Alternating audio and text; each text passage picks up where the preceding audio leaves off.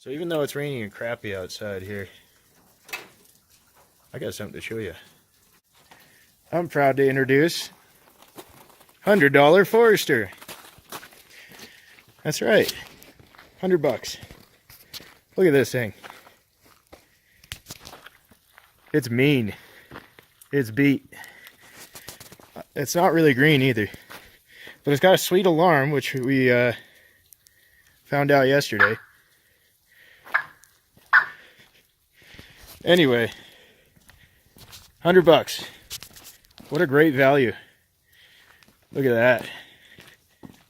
Super cool. I don't know if this thing has been on its side or not, but oh yeah. Must not be a Colorado car, because Colorado cars don't do that. There's Gabe. He's having fun. Anyway.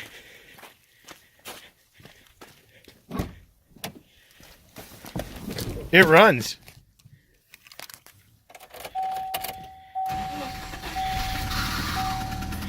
Oh, yeah.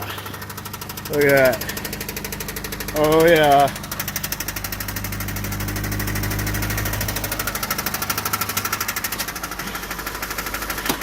Don't laugh at me.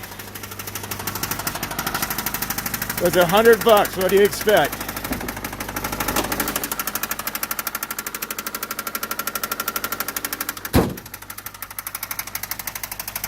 When I'm done this thing, you guys won't even recognize it.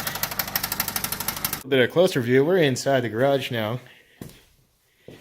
And $100 Forester comes complimentary with a Walmart battery and dirty engine.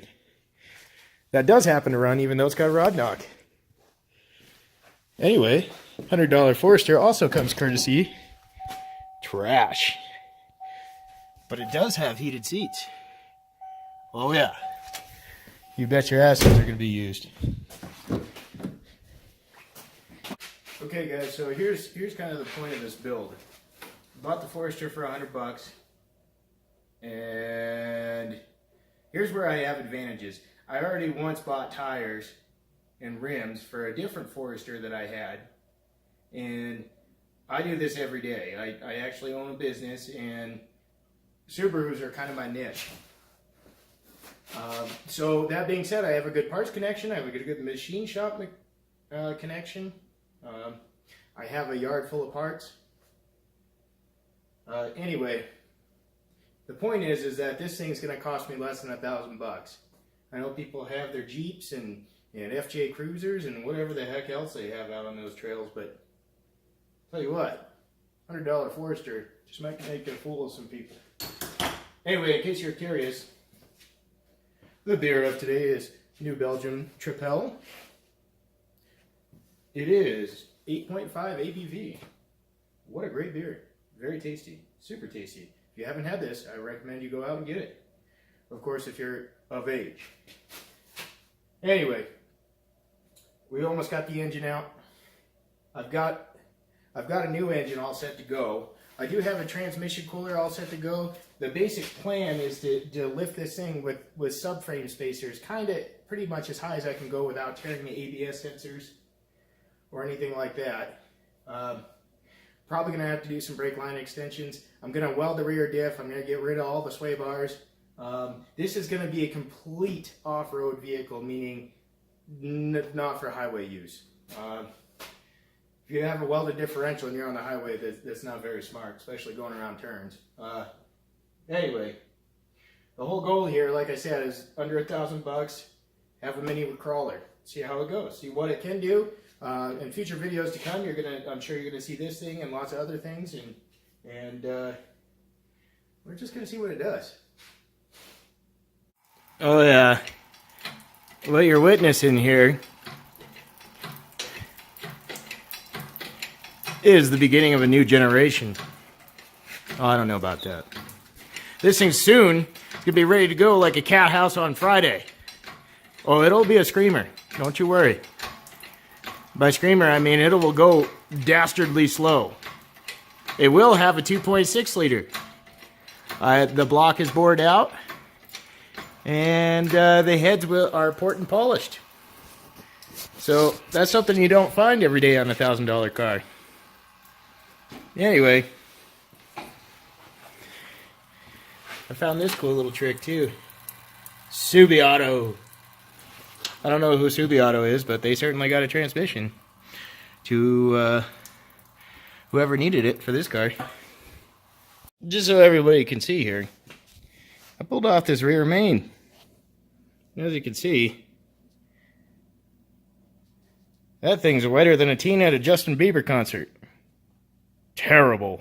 Just terrible. So something I know people might be asking is why an automatic? The short answer is I've had a 5-speed before, and the 5-speeds are geared at 411. This automatic, early generation SG and SF Foresters, have 444 gear ratios. So that's quite a bit of difference. On top of that, anytime I was getting rowdy with the 5-speed out in Moab or wherever else, I would have to put a clutch in it because I would smoke the crap out of the clutch and it's geared too high. Anyway, just keep in mind, this is a car. This is not a truck. This is a car. My 110 diesel has 356 gearing, but it also has 31-inch tires. Stock. Anyway, should be fun. What is that? Stark air filter? No, thank you. Just so you can get a brief idea of what I'm doing here. These spacers right here are stock on the SGSF and on up to, I believe, 14 Foresters. Anyway, I'm going to double or triple those things. If you decide to watch my video and say, hey, that looks like a great idea, and then you don't space yours out right and you roll yourself into next Tuesday, this is not my fault. You make dumb decisions. You got to be tough here. Anyway, the control arms will also be spaced out. This particular style transmission mount only has 2 bolts underneath. We'll go ahead and get under here. Ew. I'll get that cross member all cleaned out. So there's one of them. And there's the other. Anyway, that's for spacers for the front. The rear is a whole different ball game. We're going to open that up a little bit later. Still moving forward. That's Miles right there. He's the man. Yeah.